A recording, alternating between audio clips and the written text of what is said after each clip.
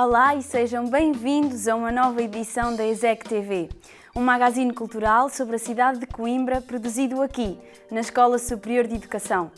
Eu sou Inês Pereira e conto convosco nesta viagem cultural pela cidade.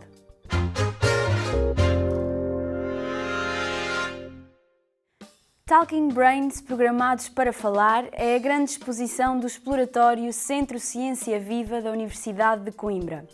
Esta mostra internacional interativa ajuda-nos a compreender o que é a linguagem e como evoluiu através do tempo, explorando a complexidade fascinante do cérebro linguístico. A arquitetura básica do cérebro já está definida. Durante esse tempo, muitos neurônios morrerão e outros serão criados. Vida e morte trabalhando juntas em ciclos que duram até a adolescência.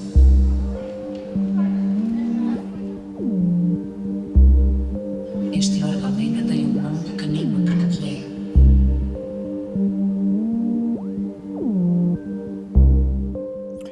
Esta exposição Talking Brains faz parte de um conjunto de exposições que a Fundação BPI La Caixa organiza desde há muitos anos para os seus Caixa Fórum em Espanha, normalmente liderada por o Museu Cosmo Caixa de Barcelona, que foi um dos 3 melhores museus da Europa este ano, que fez toda a parte científica, educacional, pedagógica, e que o exploratório consegue, com esta parceria com a Fundação, incluir Coimbra no roteiro das grandes exposições de ciência europeias. Portanto, é para nós um tempo que marca um antes e depois. A partir de agora, Coimbra, o exploratório, a universidade, se inserem dentro dos pontos fulcrais de circulação destas expressões na Europa.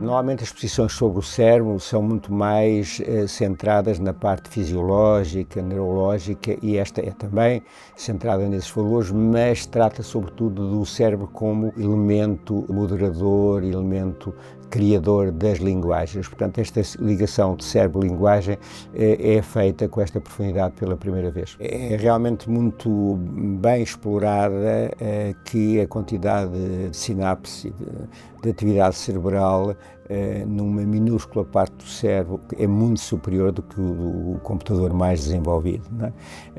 Há realmente, é feita essa comparação e mostra um pouco como é que ainda se sabe relativamente pouco sobre o cérebro e como todo o progresso que se saúda da inteligência artificial ainda está muito longe de se comparar com o cérebro humano.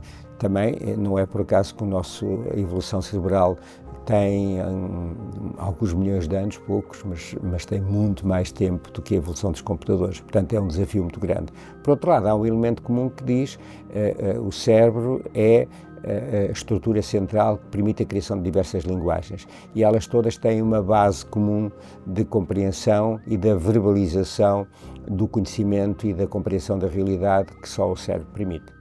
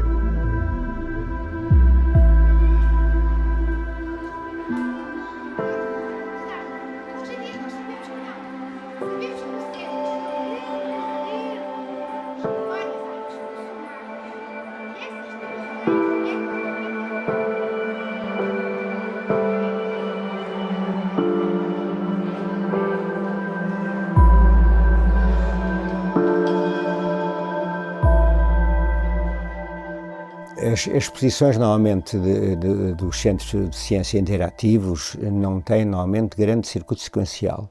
Esta tem algum, mas basicamente começa por apresentar a diversidade das linguagens, não é? Os milhares de linguagens algumas até são gestuais, nem sequer são feitas por palavras, que existem no mundo. Depois passamos um pouco por uma visão ancestral nos primeiros hominídeos e como é que a sua evolução foi também paralisada com a evolução das suas linguagens. Depois temos uma altura mais interativa de labirinto de linguagens, onde dá para perceber variedíssimas coisas. Por exemplo, se um bebê alemão chora de uma mesma maneira que um bebê português, que é de facto muito engraçado o conjunto de propostas de descoberta que são apresentadas. Depois temos alguns passos onde temos vídeos qualificados, onde as pessoas podem ver, por exemplo, o que se passa no interior do cérebro, abrir a cabeça, abrir o cérebro. Portanto, há realmente muitíssimas propostas que o visitante vai descobrindo ao seu ritmo. Como disse, tem uma sequência, mas a sequência não tem que ser absolutamente obedecida. Portanto, as pessoas podem saltar de uma a outra proposta conforme aquilo que lhes interessa mais.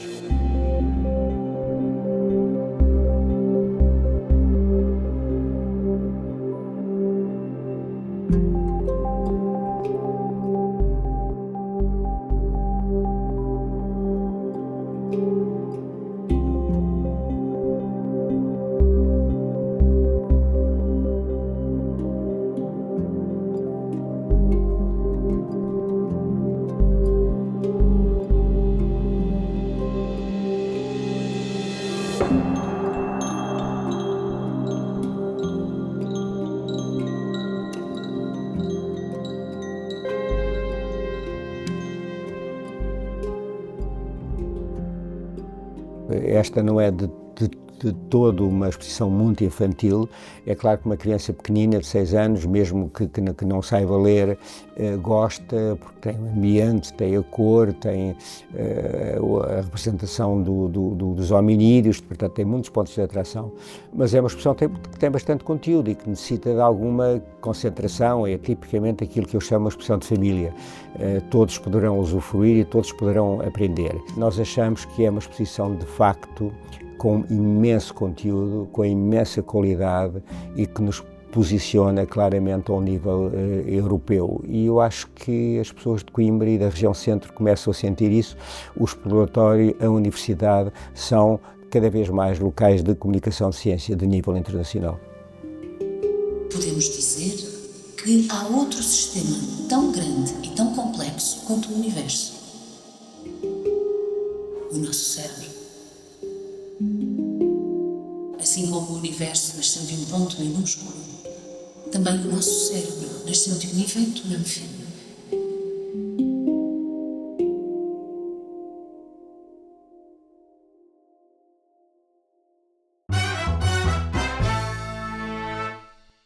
O 9º Encontro de Investigação e Práticas em Educação reuniu investigadores, docentes e estudantes de todo o país na Escola Superior de Educação do Politécnico de Coimbra. Com o tema Esferas na Educação, a escola em que queremos e a escola que queremos, este encontro propôs uma abordagem participativa e crítica à construção do espaço educativo.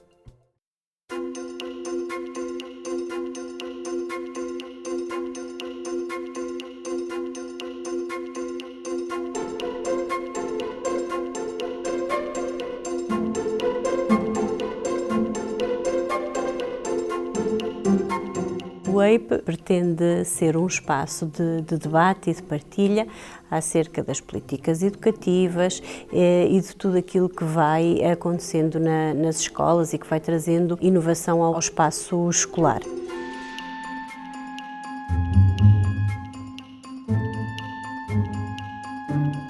Eu penso que o nosso ensino é um ensino de qualidade. Porque, apesar das aventuras legislativas que temos observado ao longo destes anos para a formação de professores e educadores, portanto, a legislação que tem vindo dos vários governos, eu acho que as escolas de formação têm tido um papel relevante até para diluir um bocadinho aquelas incongruências que nós achamos que vêm do Ministério da Educação. Fazemos, de facto, algumas escolhas e algumas opções dentro do quadro do que nos é permitido, e uma delas é procurar encarar a formação como um processo de capacitação e de competencialização, não para uma aplicação, digamos assim, de soluções universais que se apliquem a todos os alunos ou a todas as crianças, no caso da educação da infância,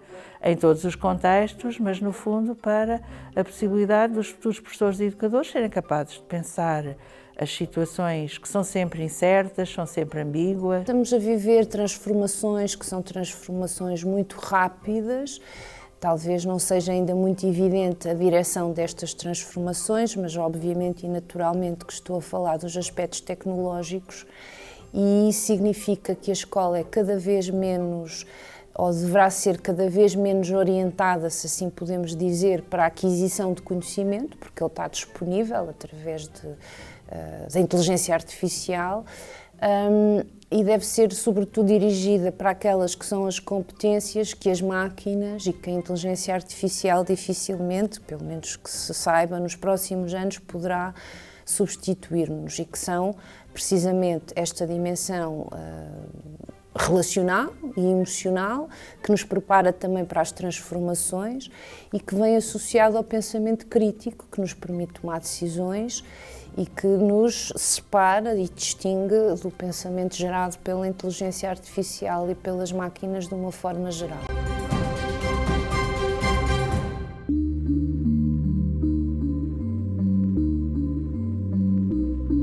Para mudar o paradigma, e está a mudar esse paradigma para uma perspectiva mais global e ecológica, em que toda a escola, nomeadamente assistentes operacionais, as famílias e as comunidades que as rodeiam, mas sobretudo também dentro dos contextos escolares, dentro e fora da sala de aula, haja um clima positivo, de relações sociais positivas, e que estes programas que têm sido muitas vezes extracurriculares ou que acontecem na sala de aula possam se transformar em iniciativas e também em comportamentos e competências que se manifestam em diversos contextos da vida escolar e não singularmente e especificamente nas relações ou no contexto de sala de aula. É muito importante que as nossas escolas tenham espaços e tempos para reflexão.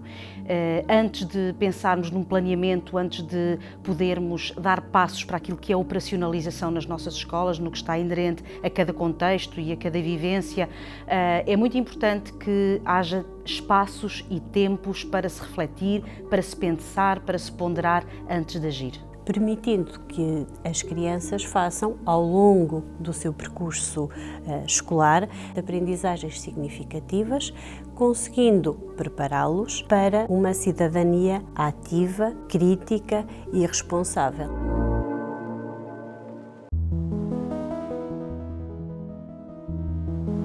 Hoje em dia precisamos muito mais de termos legislações mais abrangentes, porque de facto nós queremos que o ensino tenha qualidade, porque enfrentamos muitos fatores adversos, como por exemplo as crianças que têm vindo migrantes, refugiados, com várias problemáticas também, e sobretudo a língua, que não é a língua materna, não é o português, portanto chegamos a ter 7, 8 nacionalidades dentro das escolas.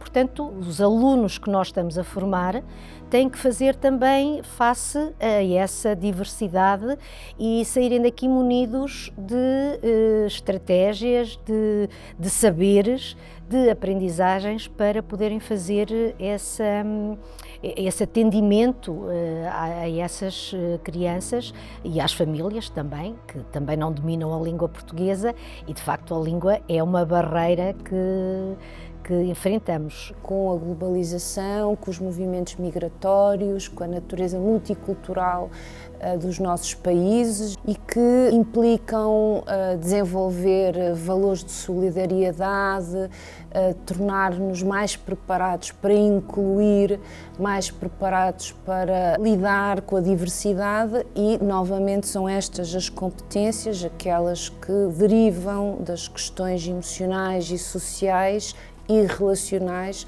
as que farão maior diferença neste desafio, que é um desafio também de inclusão e de diversidade e multiculturalidade.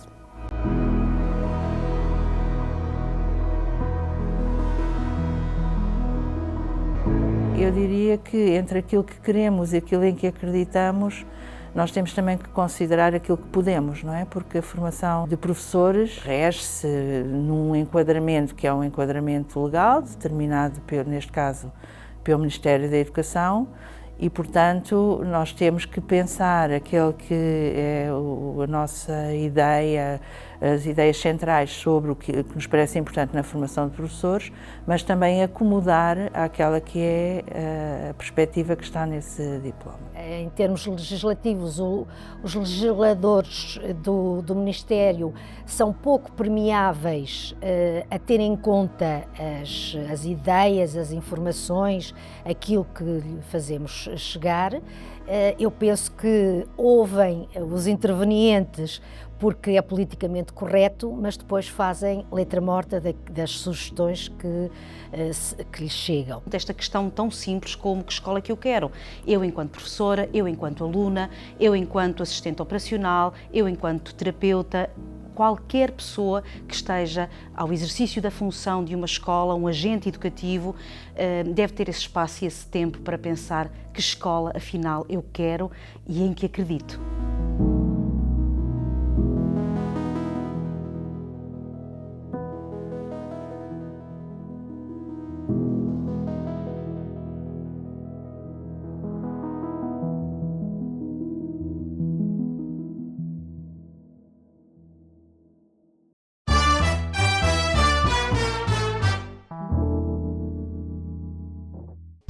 Para além do espaço e do tempo no sétimo continente, dá nome a uma exposição que podemos visitar no Colégio das Artes da Universidade de Coimbra.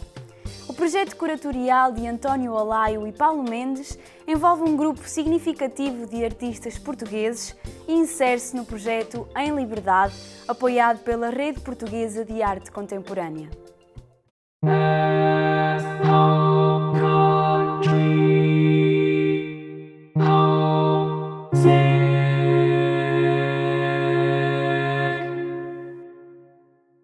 A exposição, para além do espaço e do tempo no sétimo continente, parte dessa ideia do sétimo continente como um espaço especulativo, como um espaço utópico.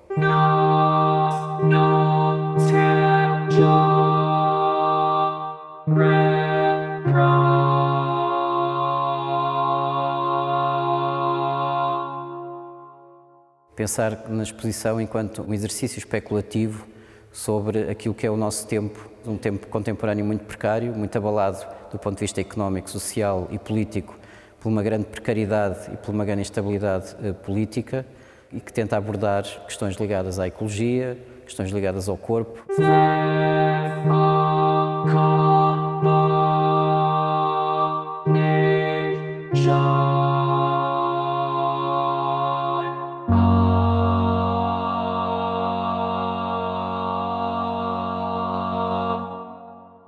Costumo dizer que as exposições são um espaço de ficção, um palco para a ficção, e é isso que estamos aqui a tratar. Estamos a colocar uma série de obras, do ponto de vista transgeracional, e que abordam todas essas temáticas que agora cruzam o nosso contemporâneo, o nosso cotidiano, desde as questões ecológicas até às questões mais relacionadas com as questões orgânicas, com as questões do corpo, com as mutações, as questões dessa precariedade do trabalho, as questões do capital, as questões da utopia, daquilo que nós pretendemos para uma sociedade que está agora a ser abalada por discursos completamente populistas e perigosos do ponto de vista também político.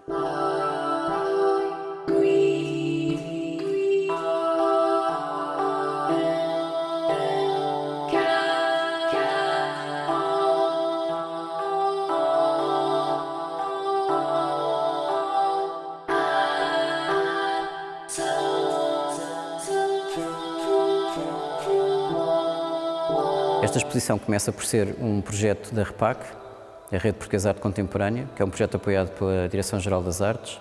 Esta exposição abrange essas duas componentes fundamentais, que é a circulação de coleções, e neste caso tivemos a colaboração do Eduardo Rosa, um importante colecionador aqui de Coimbra, mas também a produção de uma série de outras obras que foram encomendadas, que são peças originais de uma série de autores contemporâneos, que foram produzidas para esta exposição e mostradas aqui pela primeira vez.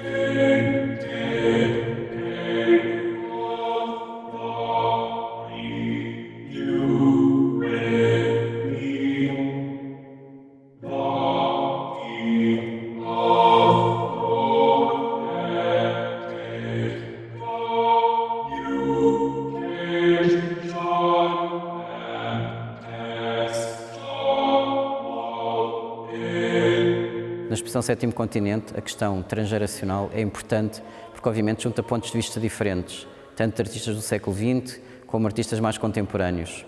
E é um bocado essa a questão também deste Sétimo Continente. É um retrato do contemporâneo, mas que, obviamente, remete para esses ciclos históricos que aconteceram, trabalhando aqui muito com a questão da iluminação, acentuando esse lado mais cênico, também através da questão do texto e da linguagem, que são apropriações de frases de vários filósofos, de vários teóricos, de vários artistas, uma espécie de diálogo com as obras que estão expostas ao longo das 3 salas do Colégio das Artes. E há, sobretudo, depois uma sala final que, de certo modo, também resume, no seu lado mais sombrio, essa ideia entre a luz e as trevas que caracteriza o nosso tempo presente.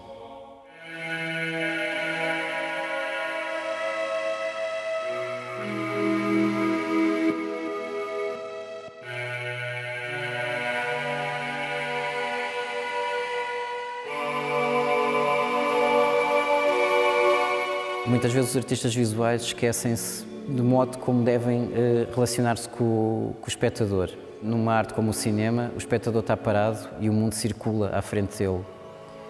No campo das artes visuais, as obras estão nas paredes e é o próprio espectador que tem que circular à volta das obras e tem que se sentir envolvido e tem que sentir que está num espaço que é único e que, na minha opinião, deve ser imersivo no sentido em que ele se sente, de certo modo, envolvido por todo o contexto expositivo, pela experiência mais sensorial que pode ter ao percorrer as salas, neste caso do Colégio das Artes. São salas fechadas, como se fossem black boxes, podem ser mais facilmente adaptadas a essa ideia do jogo da iluminação, porque não há entradas de luz natural, portanto há uma série de características do espaço e também com a sua verticalidade, por serem salas com grande pé direito e com presença de colunas. Outro aspecto também importante da exposição, para além da questão da iluminação, da questão do texto, é também a questão do som, e que aqui também foi feita uma composição original pelo António Caramelo, cumprindo esse efeito de criar uma atmosfera também muito particular, mais uma vez acentuando essa sensorialidade do espaço.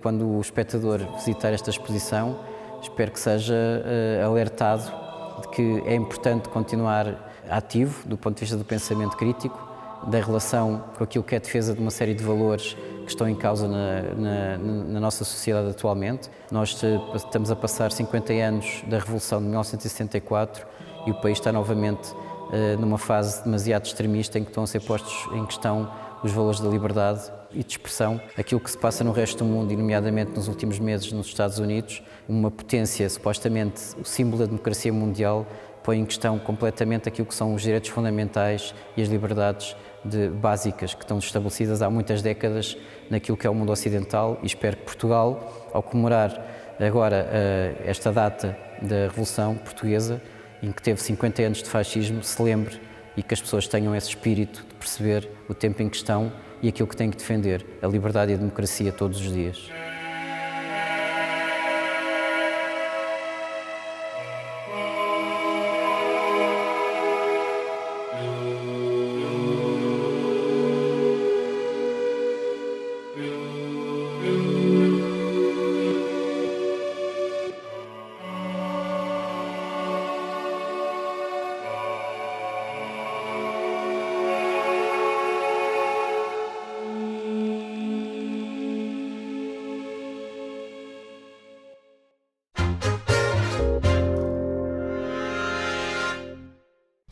Assim terminamos esta edição.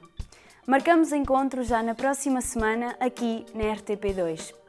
Podem continuar a acompanhar o nosso trabalho na RTP Play e nos canais da ESEC TV. Obrigada por terem ficado desse lado e tenham uma ótima semana.